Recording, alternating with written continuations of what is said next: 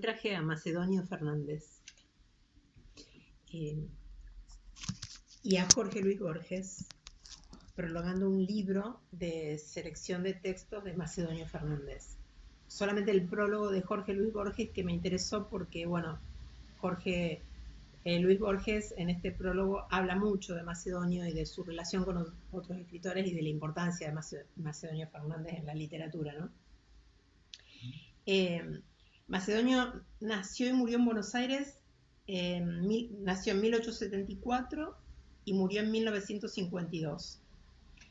Y este texto, que lo escribe Corregidor, dice que es uno de los escritores más originales de la literatura argentina, que fue abogado, director de biblioteca, fiscal de juzgado, que fue despedido por no haber condenado a nadie. ¿Cómo? ¿En serio? Qué dato tan interesante. Interesante. Y fundador de una colonia anarquista. Anda, personaje. Era un personaje. Pero sobre todas las cosas, el argentino Macedonio Fernández es el autor de una obra literaria de la que han abrevado, algunos de ellos quizás sin saberlo bien, escritores que van de García Márquez a Clarice Lispector y de Calvino a Quiroga. Venerado hasta el plagio, como apunta Esther Andradi, Macedonio también ha sido ninguneado, de lo cual da cuenta el desconocimiento que de su obra excelsa y por momentos desconcertante priva no solo en su país natal, sino en todo el ámbito literario.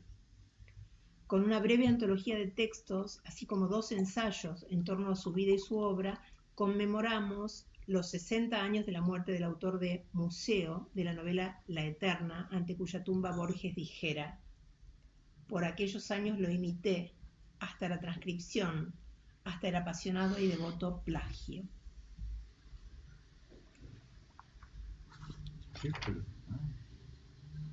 Macedonio, yo traje acá 2 minicuentos de él.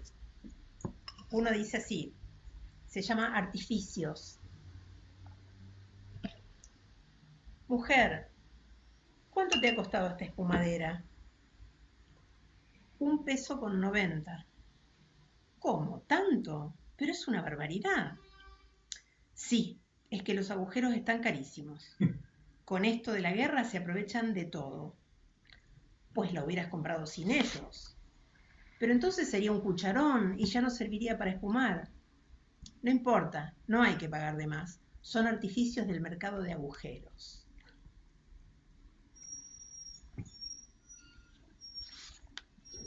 Y el otro cuento se llama Colaboración de las cosas. Empieza una discusión cualquiera en una casa cualquiera, pues llega un esposo cualquiera y busca la sartén, ya que él es quien sabe hacer las comidas de sartén, y ésta no aparece. Crece la discusión. Llegan parientes. Se oye un ruido. Sigue la discusión. Se busca una segunda sartén que acaso existió alguna vez. El ruido aumenta. Tac, tac, tac. No se concluye de esclarecer qué ha pasado con la sartén, que además no era vieja. Se escuchan imputaciones recíprocas, se intercambian hipótesis, se examinan rincones de la cocina por donde no suele andar la escoba. Tac, tac, tac. Al fin se aclara el misterio. Lo que venía cayendo escalón por escalón era la sartén. Ahora solo falta la explicación del misterio. El niño, de 5 años, la había llevado hasta la azotea sin pensar que correspondiera restituirla a la cocina. Al alejarse por ser llamado de pronto por la madre, después de haber estado sentado en el primer escalón de la escalera, la sartén quedó allí. Cuando trascendió el clima agrio de la discusión conyugal, la sartén, para hacer quedar bien al niño, culpable de todo el ingrato episodio, se desliza escalones abajo y su insólita presencia a la entrada de la cocina calma la discordia. Nadie supo que no fue la casualidad, sino la sartén. Y si es verdad que puede haberle costado poco por haber sido dejada muy al borde del escalón, no debe menospreciarse su mérito. Estos son los dos cuentos que traje de Macedonio Fernández. Y lo que voy a leer ahora es el prólogo que hace Jorge Luis Borges de una selección de escritos de Macedonio. Dice Borges: no se ha escrito aún la biografía de Macedonio Fernández, hombre que raras veces condescendió a la acción y que vivió entregado a los puros deleites del pensamiento. Macedonio Fernández nació en Buenos Aires el 1 de junio de 1874 y falleció en esa misma ciudad el 10 de febrero de 1952. Cursó estudios jurídicos, litigó ocasionalmente en los tribunales y a principios de este siglo fue secretario del Juzgado Federal en Posadas. Hacia 1897 fundó en el Paraguay, con Julio Molina y Bedia y con Arturo Muscari, una colonia anarquista que duró lo que suelen durar esas utopías. Hacia 1900 se casó con Elena de Obieta, que le dio varios hijos y de cuya muerte es patético monumento una elegía famosa. La amistad era una de las pasiones de Macedonio. Entre sus amigos recuerdo a Leopoldo Lugones, José Ingenieros, Juan B. Justo, Marcelo del Mazo, Jorge Guillermo Borges, Santiago Dabove, Julio César Dabove, Enrique Fernández Latour, Eduardo Girondo. En los últimos días de 1960 dicto, al azar de la memoria y de sus vaivenes, lo que el tiempo me deja de las queridas y ciertamente misteriosas imágenes que para mí fueron Macedonio Fernández. En el decurso de una vida ya larga he conversado con personas famosas. Ninguna me impresionó como él, o siquiera de un modo análogo. Trataba de ocultar, no de exhibir, su inteligencia extraordinaria. Hablaba como al margen del diálogo, y sin embargo era su centro. Prefería el tono interrogativo, el tono de modesta consulta, a la afirmación magistral. Jamás pontificaba. Su elocuencia era de pocas palabras y hasta de frases truncas. El tono habitual era de cautelosa perplejidad. Puedo remedar, pero no definir esa voz llana, enronquecida por el tabaco. Recuerdo la vasta frente, los ojos de un color indefinido, la melena gris y el bigote gris, la figura breve y casi vulgar. El cuerpo en él era casi un pretexto para el espíritu. Quienes no lo trataron pueden recordar los retratos de Mark Twain o de Paul Valéry. El primero de estos parecidos lo hubiera alegrado, no así el segundo, ya que sospecho que Valéry, para él, era una especie de charlatán de lo escrupuloso. Su simpatía por lo francés era harto imperfecta. De Víctor Hugo, a quien yo admiraba y admiro, recuerdo haberle oído decir: salí de ahí con ese gallego insoportable. El lector se ha ido y él sigue hablando.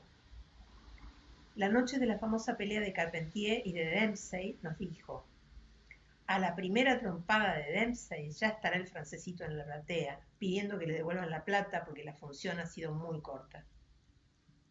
A los españoles prefería juzgarlos por Cervantes, que era uno de sus dioses, y no por Gracián o por Góngora, que le parecían unas calamidades.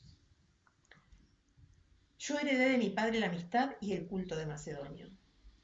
Hacia 1921 regresamos de Europa, después de una estada de muchos años. Las librerías de Ginebra y cierto generoso estilo de vida oral que yo había descubierto en Madrid me hacían mucha falta al principio. Olvidé esa nostalgia cuando conocí, o recuperé, a Macedonio.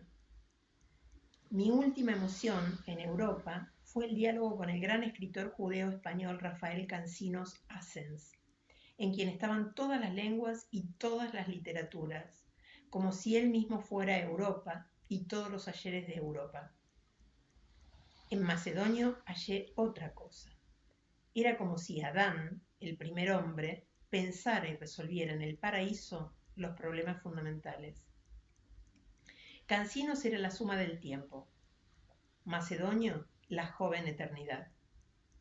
La erudición le parecía una cosa vana, un modo aparatoso de no pensar. En un traspatio de la calle Sarandí nos dijo una tarde que si él pudiera ir al campo y tenderse el mediodía en la tierra y cerrar los ojos y comprender, distrayéndose de las circunstancias que nos distraen, podría resolver inmediatamente el enigma del universo.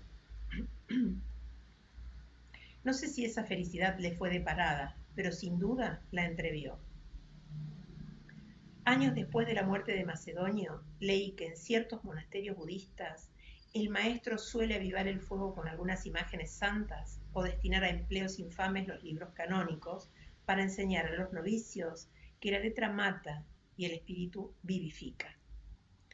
Pensé que esta curiosa noticia se conformaba con los hábitos mentales de Macedonio, pero que a éste le hubiera fastidiado que yo se la refiriera, dado su carácter exótico.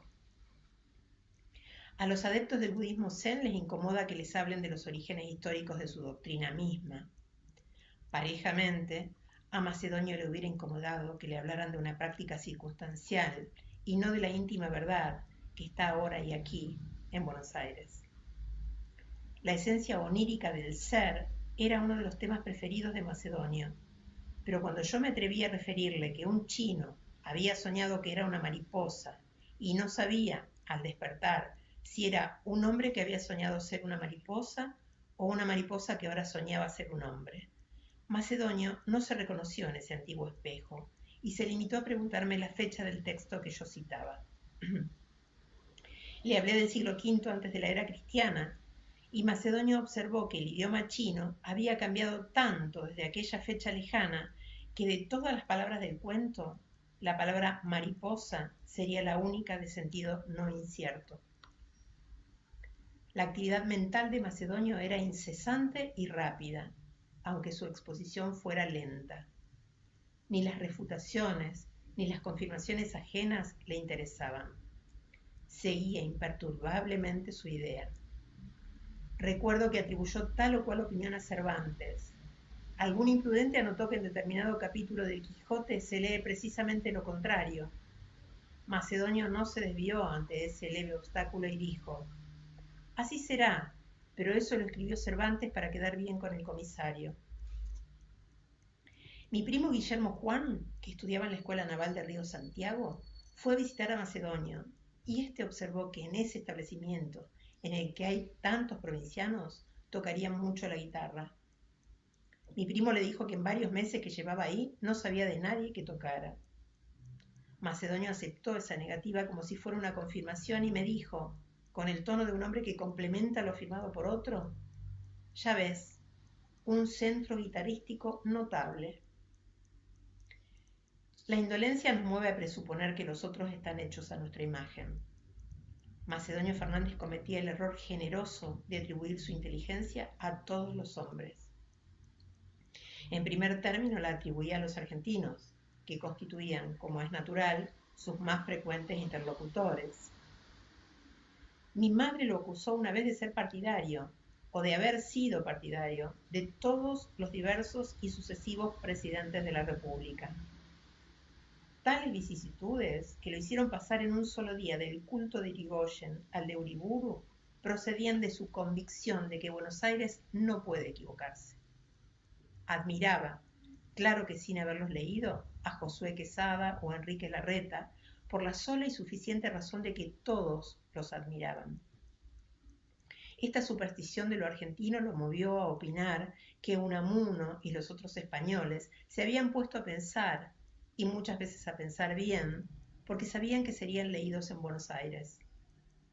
Quería personalmente y apreciaba literariamente a Lugones, de quien fue muy amigo, pero alguna vez jugó con la ocurrencia de escribir un artículo que manifestaría su extrañeza de que Lugones, a pesar de sus muchas lecturas o de su indiscutible talento, no se hubiera dedicado nunca a escribir. ¿Por qué no nos da un verso?, se preguntaba. Macedonio poseía en grado eminente las artes de la inacción y de la soledad. La vida pastoril en un territorio casi desierto nos había enseñado a los argentinos el hábito de la soledad sin el tedio. La televisión, el teléfono y, por qué no decirlo, la lectura tienen la culpa de que hayamos desaprendido ese precioso don.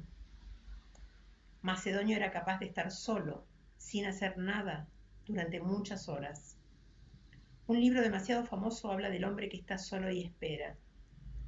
Macedonio estaba solo y nada esperaba, abandonándose dócilmente al manso fluir del tiempo. Había acostumbrado sus sentidos a no percibir lo desagradable y a demorarse en un agrado cualquiera. El olor del tabaco inglés, de un mate curado o de un volumen, El mundo como voluntad y representación, recuerdo, encuadernado en pasta española. El azar lo llevaba a piezas modestas, sin ventanas o con una ventana que daba a un ahogado patio interior, en pensiones del Once o del barrio de los Tribunales. Yo abría la puerta y ahí estaba Macedonio, sentado en la cama o en una silla de respaldo derecho. Me daba la impresión de no haberse movido durante horas y de no sentirlo encerrado y un poco mortecino del ámbito. No he conocido hombre más friolento. Solía abrigarse con una toalla que pendía sobre el pecho y los hombros, de un modo árabe. Una galerita de cochero o sombrero negro de paja podía coronar esa estructura. Los gauchos arropados de ciertas litografías me lo recuerdan. Le gustaba hablar del halago térmico. Ese halago, en la práctica, estaba constituido por 3 fósforos que él encendía a un tiempo y acercaba, en forma de abanico, a su vientre. La mano izquierda gobernaba esa efímera y mínima calefacción. La derecha acentuaba alguna hipótesis de carácter estético o metafísico. El temor de las peligrosas secuelas de un enfriamiento brusco le había aconsejado la conveniencia de dormir vestido en invierno. El calor adicional de la cama no le importaba. Sostenía que la barba, que asegura una temperatura constante, era una protección natural contra los dolores de muelas. La dietética y las golosinas le interesaban. Una tarde discutió largamente las respectivas virtudes y desventajas del merengue y del alfajor. Al cabo de imparciales y escrupulosas consideraciones teóricas, se pronunció a favor de la dulcería criolla y sacó una valija polvorienta que tenía bajo la cama. De su fondo exhumó, entre manuscritos, yerba y tabaco, unas cosas confusas que ya habían perdido su carácter de alfajor o merengue y que nos ofreció con insistencia. Estas anécdotas corren el albur de parecer ridículas. Así nos parecieron en aquel tiempo y las repetíamos, acaso exagerándolas un poco, pero sin el menor desmedro de nuestra reverencia. No quiero que de Macedonio se pierda nada. Yo, que ahora me detengo a registrar esos pormenores absurdos, sigo creyendo que su protagonista es el hombre más extraordinario que he conocido. Sin duda a Boswell le ocurriría lo mismo con Samuel Johnson. Escribir no era una tarea para Macedonio Fernández. Vivía, más que ninguna otra persona que he conocido, para pensar. Diariamente se abandonaba a las vicisitudes y sorpresas del pensamiento, como el nadador a un gran río, y esa manera de pensar que se llama escribir no le costaba el menor esfuerzo. Su pensamiento era tan vívido como la redacción de su pensamiento. En la soledad de su pieza o en la agitación de un café, colmaba páginas y páginas con la escritura perfilada de una época que desconocía la máquina de escribir y para la cual una clara caligrafía era parte de los buenos modales. Sus cartas más casuales eran no menos ingeniosas y pródigas que las páginas que destinaba a la imprenta, y acaso las superaban en gracia. Macedonio no le daba el menor valor a su palabra escrita.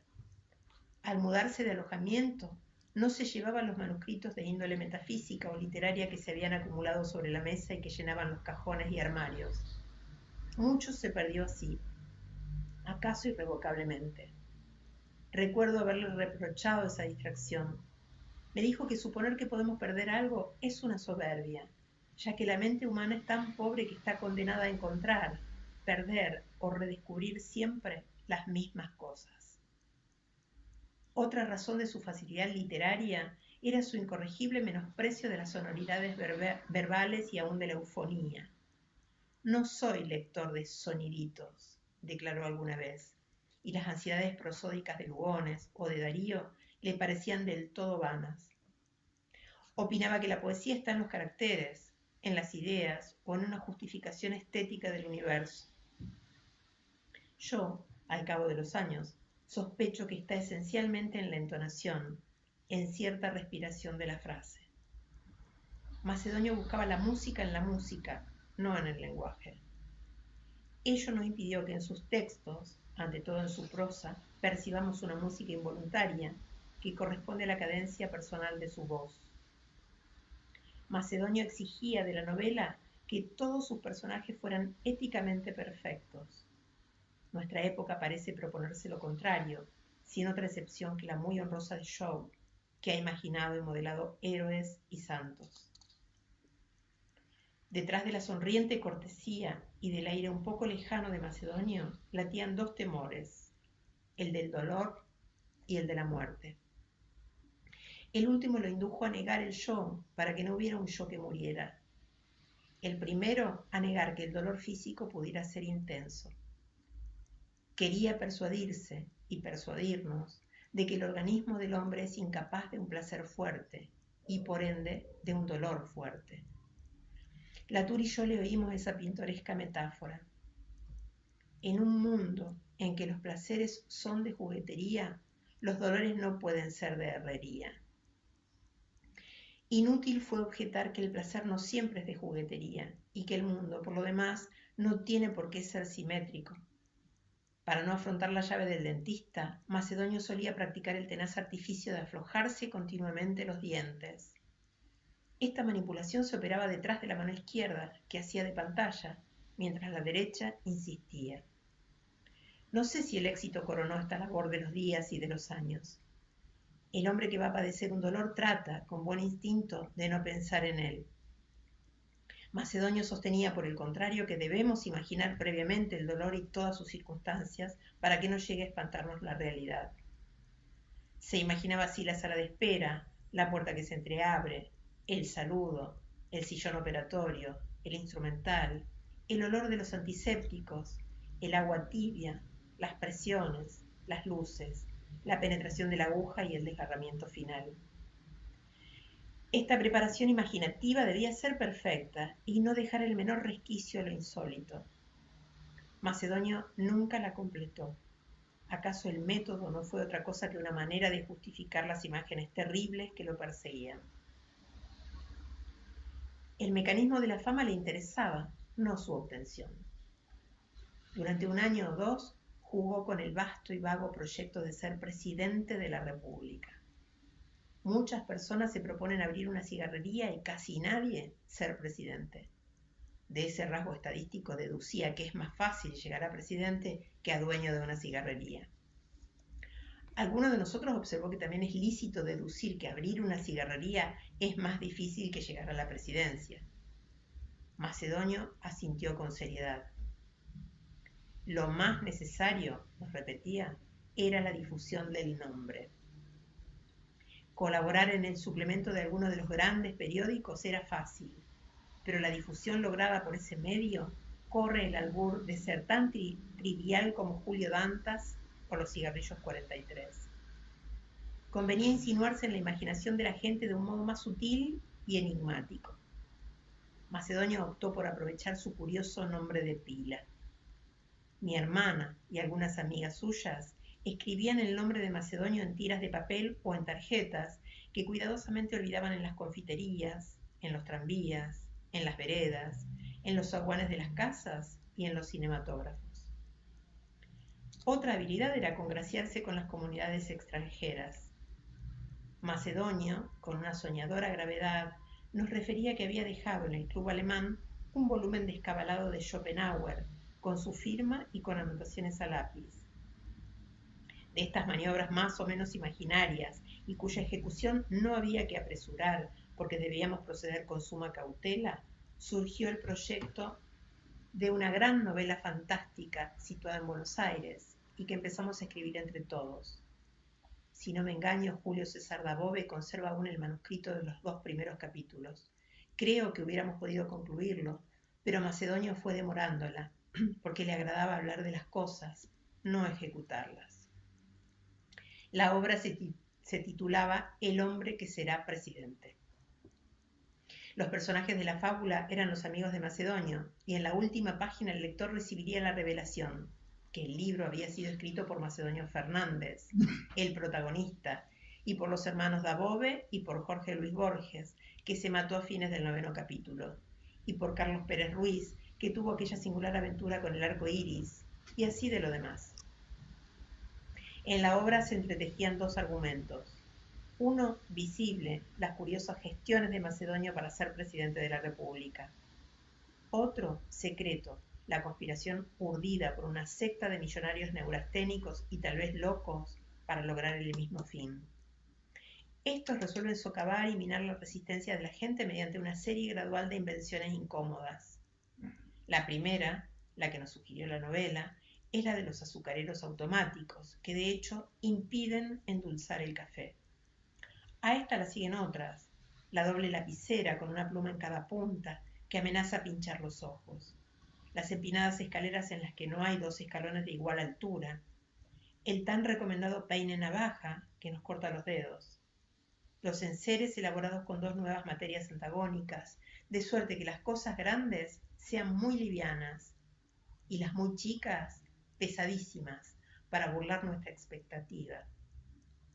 La multiplicación de párrafos empastelados en las novelas policiales, la poesía enigmática y la pintura dadaísta o cubista.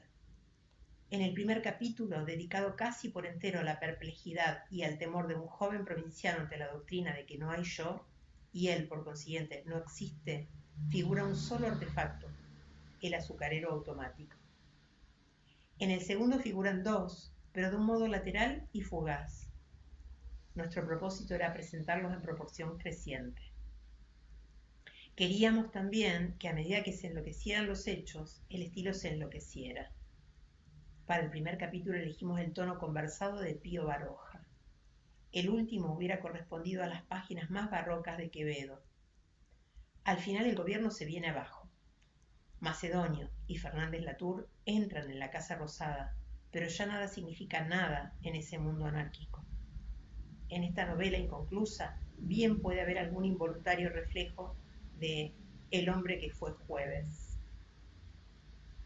A Macedonio la literatura le importaba menos que el pensamiento y la publicación menos que la literatura, es decir, casi nada.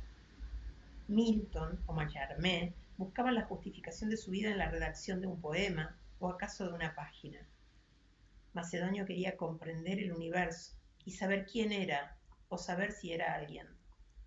Escribir y publicar eran cosas subalternas para él. Más allá del encanto de su diálogo y de la reservada presencia de su amistad, Macedonio nos proponía el ejemplo de un modo intelectual de vivir. Quienes hoy se llaman intelectuales no lo son en verdad, ya que hacen de la inteligencia un oficio o un instrumento para la acción. Macedonio era un puro contemplativo, que a veces condescendía a escribir y muy contadas veces a publicar.